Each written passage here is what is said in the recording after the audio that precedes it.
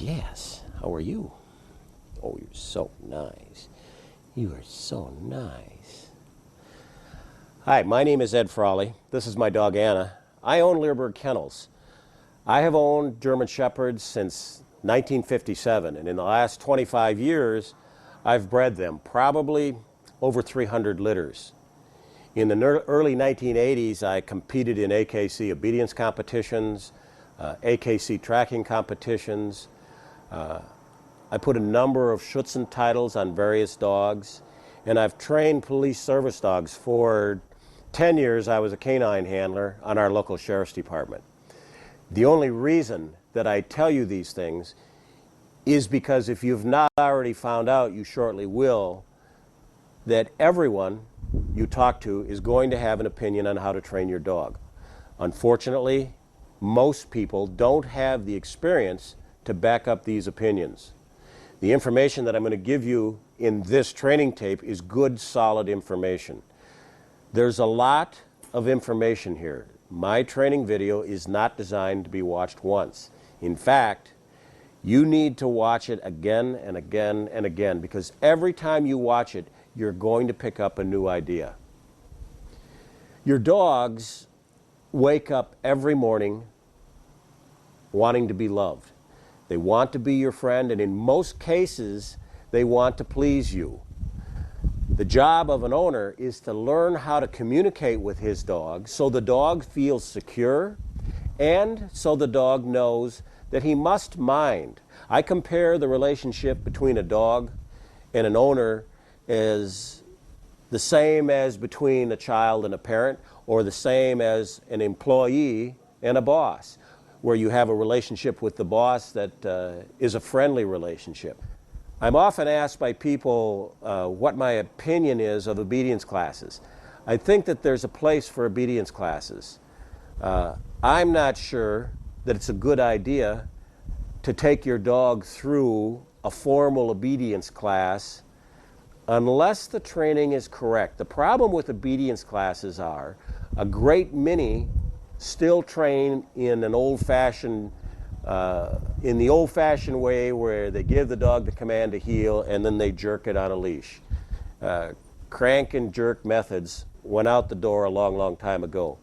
You will see in our video here, we're going to teach you how to train your dog with motivation. We're going to show you different ways to motivate your dog to want to do what you tell them to do. The basic goal of this video is to teach you how to make your dog become a safe member of your family pack. We want a dog that enjoys training. We want a dog to be calm, be self-controlled, yet mind when we ask him to mind. This is not rocket science. You're going to find out that a lot of it is simple common sense. I'm often asked by people if the methods that I use in dog training will work on their breed of dog. It's a very common question. The fact is that good dog training is not breed specific. Dog training is temperament and drive specific. And by that I mean, if a dog has a solid temperament, if he's a friendly dog, if he has good drives, we train all those dogs the same way. We vary the training according to the temperament and drive. And in this video, you're going to learn how to evaluate the temperament of a dog, how to evaluate the drive level of a dog, and then how to modify the training to fit the temperament and drive of your dog. You don't train every dog the same. The fact is, you don't train any two dogs the same because no two dogs are exactly alike. It should be the goal of every dog owner to try and figure out how to train their dog to make their dog enjoy the work. And I think we're going to help you learn how to do that in this training video. One of the things that I'd like to mention at this point in the tape is, as you watch this tape, I'm going to provide you with web addresses for various articles that I've written on my website that pertain to this portion of the video. If you want to do a little bit of research, go on my website. At the time that I'm producing this training video, my website is well over 3,500 pages. And I also have a web discussion board that has over 4,000 registered members. I've set my board up so that you can go and look at the various topics and the various threads from the very beginning of the board until the time that you look at and read it. There's a tremendous amount of information on my website, so don't let this videotape be the end of your dog training. Take advantage of going and reading the articles that I've written, because I go into an awful lot more detail in these articles than we have time for here in this training video. I want to take a second here and talk about drive and a little bit about temperament. Drive is the desire to do something. When we have a dog that has a lot of prey drive, this is a dog that really likes to chase a ball. In narcotics work, we have to have intense drive. And by that I mean we need to have a dog that would rather play with a tennis ball than eat or sleep or do anything else. As a narcotics dog trainer, we take that drive and we channel it into locating drugs. That's the way it works. We hide the drugs. The dog learns that if it finds the drugs, it gets to play with the tennis ball. The same thing goes with food drive. A dog that will do anything for a little bit of hot dog has a very high food drive. Some dogs have very little interest in food. If you offer them food and see what they'll do for it, they can take it or leave it. That dog has a low food drive. Temperament is a little different. Temperament is like the personality of your dog. Dogs are like people. They have different temperaments. No two dogs are alike. No two dogs are trained exactly the same. We in the dog world define dogs as hard dogs or soft dogs. A soft dog is a dog that does not recuperate quickly from a correction. You often see or hear of people saying, boy, I correct my dog and it acts like I just killed it. Well, that's a dog that's a soft temperamented dog. A hard dog, on the other hand, is a dog that when you give it a normal correction, it looks at you and says, is that the best you can give? I don't need to do that. I can take that and more. We're going to teach you and talk about in this video how to deal with hard and soft dogs. One of the things that new trainers need to learn is that the hardness and the softness of a dog is directly influenced by the drive the dog is in. In other words, I rate corrections on a level of 1 to level 10. A soft dog may need to have a correction at level 1, 2, or 3. But when that same dog is in drive, and drive is not influenced by hardness or softness, you can have a very soft dog that has very intense drive. That's an important thing to understand. I've seen some very soft police service dogs, dogs that when the handler gives them a strong voice correction will hit the ground. But also, these same soft police dogs will bite a bad guy every time and bite him hard. So, back to what I was saying. We're going to teach you that drive, when a dog is higher in drive, his level of softness and hardness changes. The higher a dog is in drive, the harder that dog will be. So a soft dog that may need a level 1, 2, or 3 correction in normal work, when it's high in drive, may have to have a level 4 or level 5 correction. And the same thing goes for a hard dog. If you have normally a hard dog that's trained at level 7 in correction, and you put him in drive, he may have to have a level 9 or possibly a level 10 correction to make him mind you. So it's important that you give some thought to the hardness and the softness of your dog, and we're going to talk in the training of how to determine that. The next thing I want to talk a little bit about are the nerves of your dog. Dogs have different levels of nerves. When we talk about nerves in the dog world, we're talking about dogs that have weak nerves or dogs that have solid nerves. A dog with solid nerves enjoys life. He can go to new environments. He can meet people. He has no problems meeting people. An example can be a gunshot can go off over here and a dog would ignore it, a dog with good nerves. A dog with weak nerves is a nervous dog. A dog with weak nerves is a dog that is quick to get his hair up when he comes near a stranger. He's a dog that's quick to shy away from things that he's not 100% sure of. He's a dog that when you take him downtown, if a car drives by and backfires, the dog's going to try and get behind you because he's scared. A dog that acts afraid in certain situations is a dog that has weak nerves. How nerves relate to your training is something we're going to talk about later. Keep in mind that as we go through training, you have to give some thought to the nerves of your dog. One of the things I will point out is that dogs with weak nerves respond very well to obedience training, because a dog that has weak nerves wants to be in a position where it feels comfortable. So if we do our job right and motivate a weak nerve dog and show him, teach him through motivation what we want, that dog wants to please you very well. It doesn't like to be nervous. It wants to do the right thing. So weak nerve dogs can respond very well to good obedience training. The learning process that a dog goes through when we're doing our training is a three-stage process. There's a learning phase where we teach the dog what the exercise is through motivation. There's a correction phase where once the dog knows the exercise, if he refuses to do it, we correct him for not doing it. And there's the distraction phase. The distraction phase is initially we do our training in the house, in our backyard, and we teach the dog that he must do what we tell him to do. In the distraction phase, we raise the level of distractions. Here is where we take the dog away from the house, down to the park, to the supermarket, wherever, where there are increasing levels of distraction. And the dogs then learn that they must mind even when there are other things that they would like to do. I get about 100 to 125 emails every day.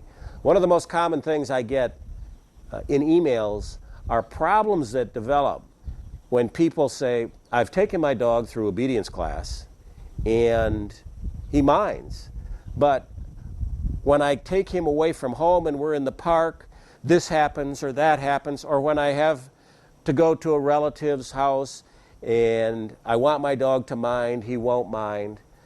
These are examples of dogs that have not gone through a distraction phase. The learning phase of training is one of the most important phases.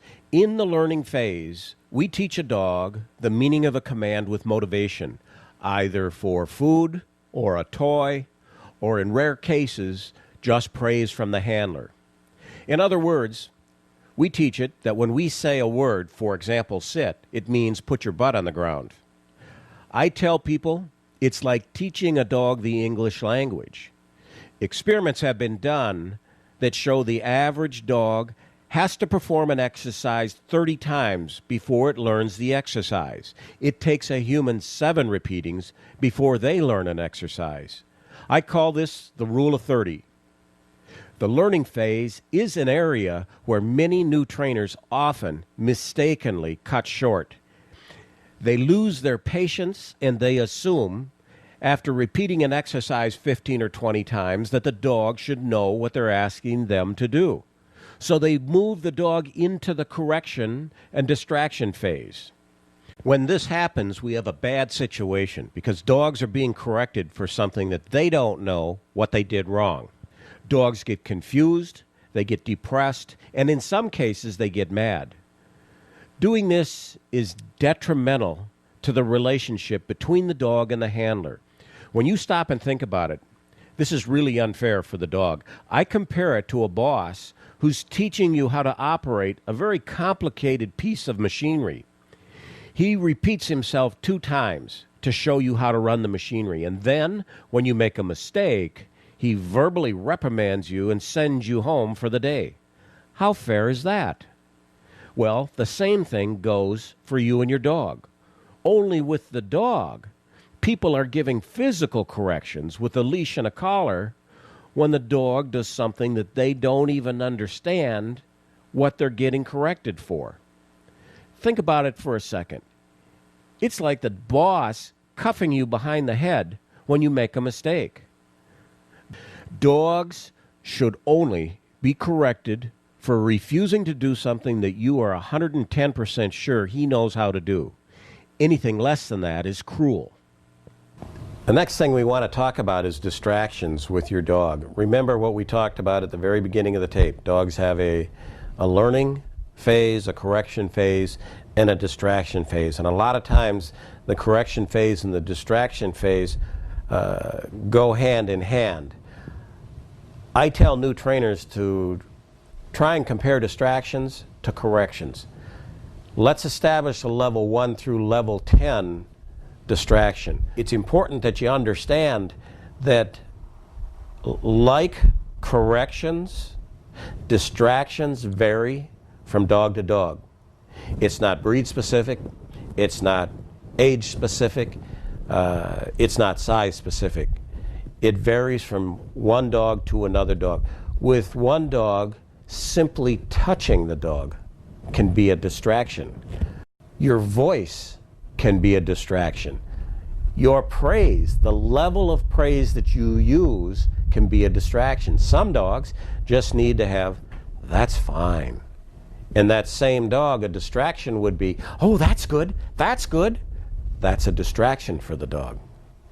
So you need to really analyze how your dog reacts to see what changes his level of drive to understand distractions. Simply moving a little bit could be a distraction for your dog.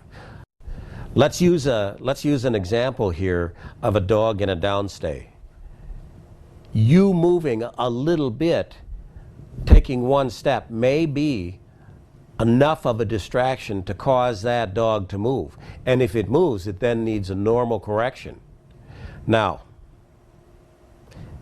a higher level of distraction could be your wife walking out into the backyard, and this is more of a distraction than you just taking a step.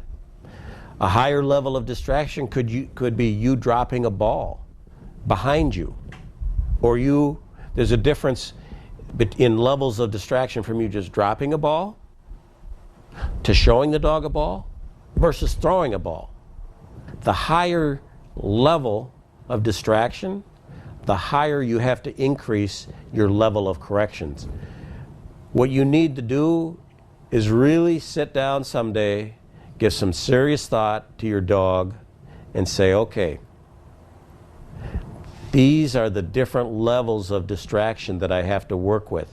When I tell people how to train it, start with a low level of distraction. In the downstay, maybe you just walking in a circle around him is a big, big step for distractions for him.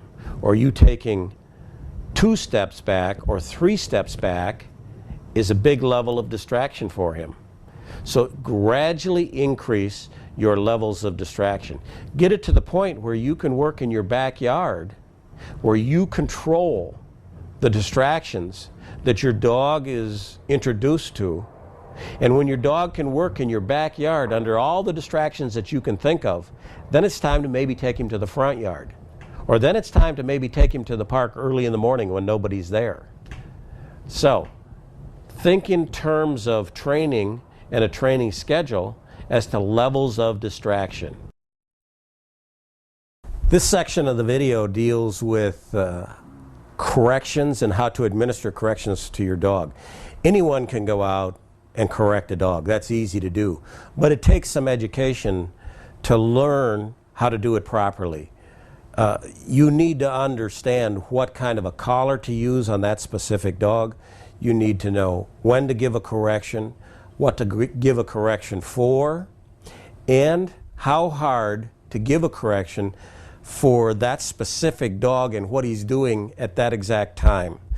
This section is going to talk a little bit about that to help educate you on corrections. I tell people that there are 3 kinds of corrections. The first is, I just killed you in a correction. The second is the ouch correction. And the third is the mosquito bite correction. Very seldom will you ever give an I killed you correction. An I killed you correction is a correction that takes the drive completely out of the dog. An I killed you correction on a soft dog makes the dog tuck his tail between his legs and lay down on the ground, and he won't play with a toy, he won't eat a food reward. He just acts like he just died. A mosquito bite correction is what a lot of people do. I call it a nagging correction. People give little foo-foo, these little taps or pulls like that, and they mean nothing to the dog. I tell people it's better to give one good correction rather than 1,000 nagging corrections. One good correction is going to make your dog pay attention and think about what he's doing the next time he thinks about making a mistake again. Now, the big question, how do you figure out how hard to correct your dog? How do you figure out where your dog's ouch correction, which is the level that we want to use, is? This is accomplished by doing some experimenting. Before I talk about that, though, I have to tell you that every dog is different. So what your neighbor may say, well, my dog has to be corrected at this level, has nothing at all to do with your dog. The level of correction that you use on a dog has nothing to do with the breed of the dog, nothing to do with the sex of the dog, nothing to do with the age of the dog, and nothing to do with the size of the dog. How hard you correct a dog is dependent on the temperament of the dog. Is the dog a hard dog? Is the dog a soft dog?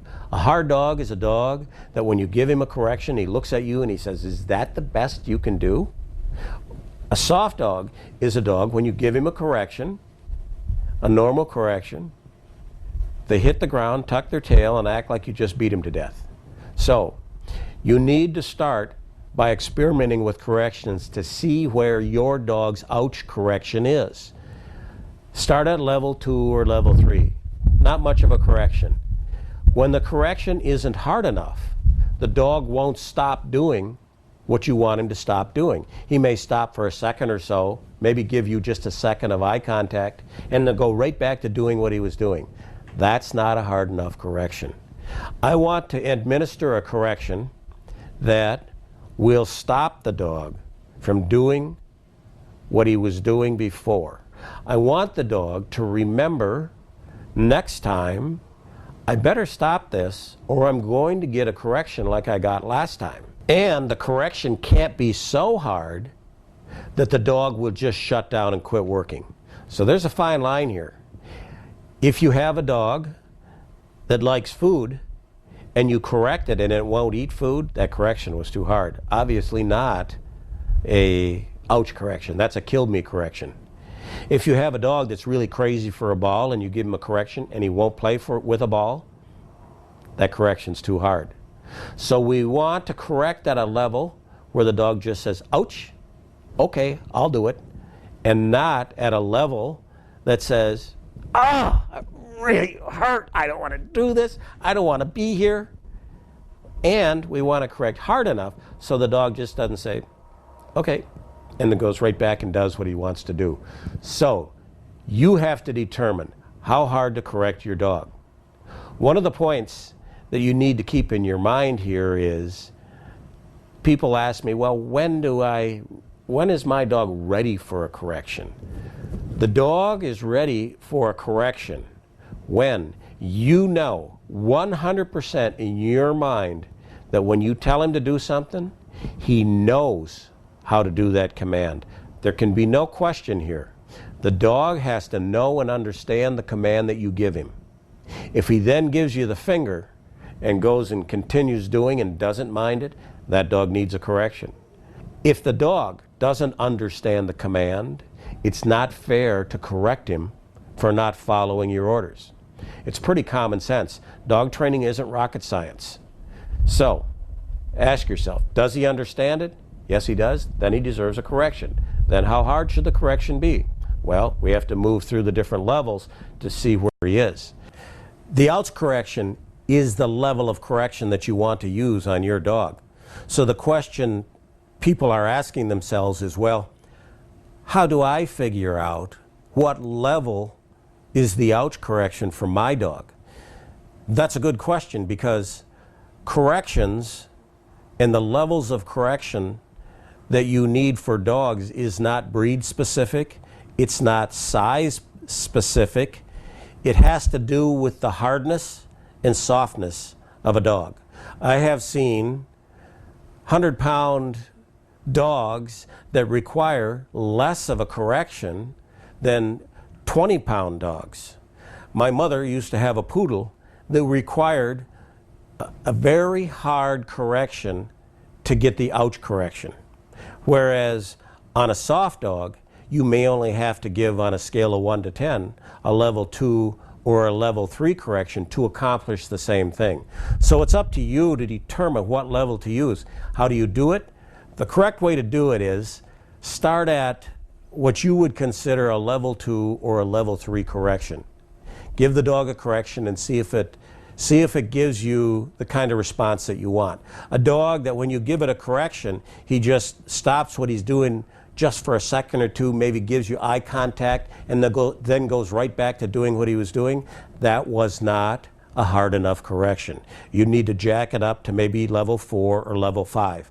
What you're looking for, and what I tell people is that you have to give the dog a hard enough correction so that he stops doing what he's doing and does what you want him to do, and the correction can't be so hard that he won't respond to a reward or to praise. In other words, after a correction, when he comes to me and does what I want him to do and I praise him, his temperament has to come right back up. If I correct a dog so hard, a dog that likes a food reward, if I correct that dog so hard that he won't take a food reward from me, that was too hard. If I have a dog that likes to play with a ball and I correct him so hard that he won't play with a ball, the correction was too hard. Now, with that said, when you move through your training schedule, you're going to find possibly that after a few weeks, when you give an ouch correction that you've used for the first 2 weeks, it may not give you the desired results. So you have to jack the level a little bit. And another very important thing is, keep this in mind. The higher in drive that your dog is, the higher correction level it requires. So a dog that is just working in the front yard and we're working on the sit command or the stay command and there's no distractions may require maybe a level 3 correction. That same exact dog in the same exact spot, when your wife would come out or your kids would come out and they are a distraction for the dog, it may have to have a level 4 correction. Or the same exact dog in the same spot, when friends come over with kids and maybe another dog, that dog may require a level 7 or a level 8 correction to stay down when I tell him to stay. So don't forget that. It's very important, and I'm going to repeat it. The higher in drive, the harder the correction. The longer you train your dog, you may have to raise the level of correction. The exception to that rule is in electric collar training. A lot of times, in electric collar training, after you've trained your dog for a while and he knows all the exercises, and maybe you had been using a mid-level stimulation and the dog gets used to the collar training, you can tone the collar down a little. You don't have to use it so hard. You just may have to nick it at, say, 80% of what you had been using. Now, we have to also talk about one other thing in relationship to corrections. If you give your dog a correction, right after you give the correction, when the dog stops doing whatever he was doing that you corrected him for, when he stops that behavior, you need to praise the dog. Remember what I said, dogs live in a black and white world. Just like we mark what we want our dogs to do, we correct the dog at the exact spot, the exact snapshot in time for what we don't want him to do. And when he stops that behavior after a correction, we praise him and tell him, good, that's good. So, when you correct your dog, don't forget this. When you correct your dog, always praise him when he stops doing that behavior. It's a different concept and maybe a hard concept for people to understand because they think, well, I just corrected the dog. He just screwed up. Why do I praise him right away? You praise him right away because in the dog's mind, he stopped doing what you corrected him for. So always praise after you correct. I compare it to if you have a boss that needs to give somebody or you a correction, and he comes up and he chews you out and he turns around and walks away, leaves you there.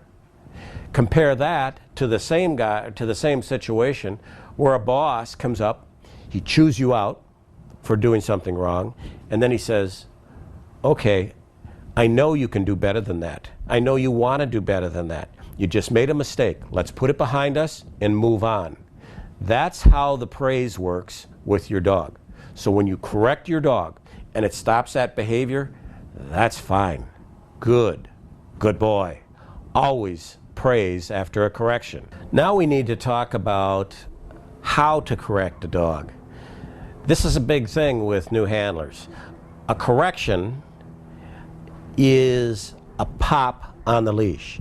The way you correct is pop. That's how you give a correction. I see new trainers all the time kind of doing this, kind of pulling their dog. That's not a correction. A correction is a pop on the leash. Pop. Something else to keep in mind is how often to correct a dog. And by that I mean multiple corrections in a row. Pop, pop, pop. Make the dog go higher and drive. When people ask me, well, when should I correct with just one hard pop versus multiple pops on the leash?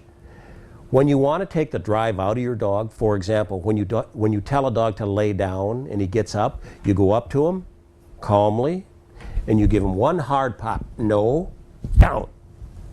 That takes the drive out of the dog. If you would go up to the dog that you wanted to do a downstay and he broke it and you went up, no, down, down, down.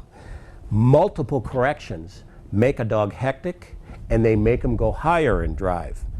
In competition obedience, when people are healing their dog and they want the dog to become more animated and the dog is moving away from them and not paying attention, they'll say, no, heel, pop, pop, pop. That makes them come up and drive, and the dog will look up and say, what do you want me to do? Or, is this better? So there are applications for one hard correction. Sit, stay. Down, stay. Hard corrections. Take the drive out, one hard correction. When do you want them to come up and drive? You know, a lot of times with pet owners, there are very few circumstances that you want to correct them to make them come higher in drive. Everyone that gets a dog wants to know what kind of a schedule they can use to train their dog. The fact is, there is no roadmap to follow that will result in a trained dog. There are too many variables. The age of the dog, the temperament of the dog, the training history of that dog, the drive of the dog, and the skill of the handler are all factors that affect a dog's training schedule. A training schedule encompasses these areas. When do you train? Where do you train? Who does the actual training? How long do you train? How often should you train? In what order should the training encompass? I'll address these questions now. Motivational training can start as young as 8 weeks of age. My video titled, Your Puppy 8 Weeks to 8 Months, shows how to do this. The reason that motivational training can be started so young is that it doesn't involve corrections. So there's little risk of hurting the dog's temperament if a mistake is made. When a dog is ready to start the correction phase of training, it should be 5 to 6 months old, occasionally a little younger. The best time to train is when a dog is rested and hungry. This means after he has spent a quiet time in his crate or kennel, and after he has gone to the bathroom, are much better times than when he's just finished playing with the kids in the backyard. Training before the dog is fed is much better than training after he is fed, and training before a dog is taken for a long walk is better than training when the dog comes home. If people rescue an adult dog, it's always best if some kind of bond can be made between the new owners and the dog before they start serious distraction training. In the beginning, the best place to train is in your house or in your backyard. These are places the dog is familiar with, and they have less distractions than the local park or your front yard where there are people around. I always pose this question to a new trainer. If you cannot call your dog to you in your home or your backyard, what makes you think you can call him to you in the park when there are dogs and people around? When a dog will perform the necessary commands in your backyard, then it's time to move on to bigger and more exciting places. One person should be the official trainer for the dog. This means one person takes the dog through the learning phase and on into the correction phase. Pet owners need to be very careful with this area of their pet's training. This is where a lot of problems come into play. Once the dog is trained, then other family members can learn to handle the dog. These members should initially be supervised, though, by the main trainer. The reason for this is to make sure that the other handlers in the family are all on the same page concerning what to expect from the dog.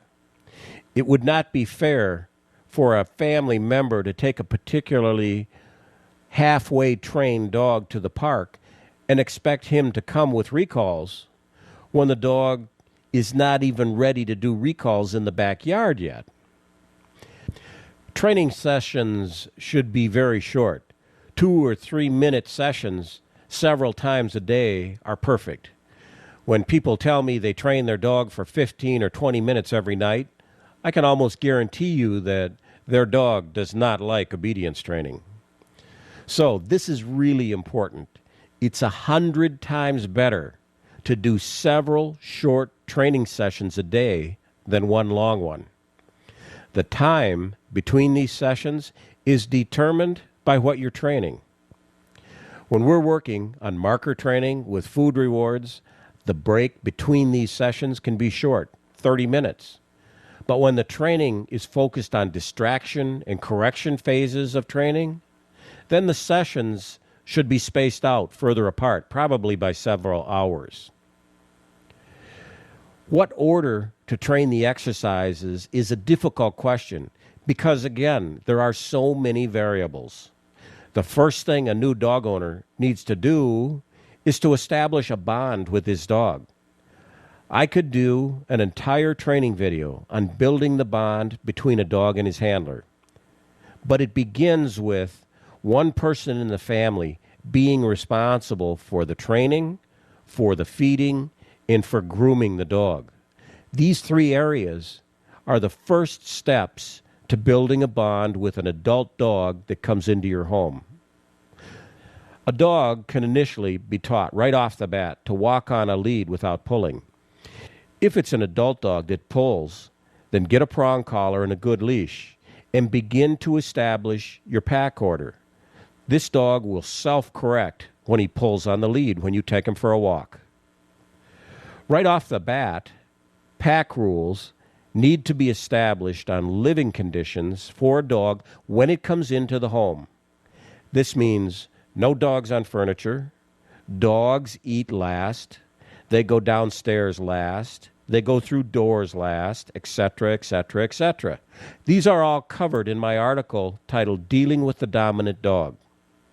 The only advice I can give here is don't underestimate the genetic power of your dog's pack drive.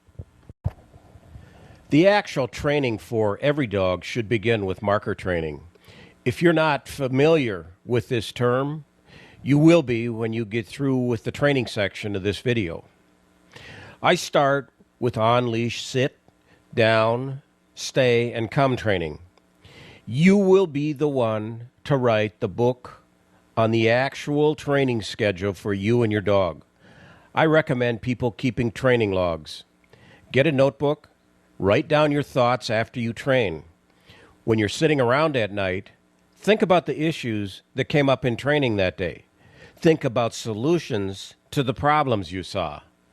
By the time you're done watching this video 3 or 4 times, you're going to have a very good feel for problem solving in dog training.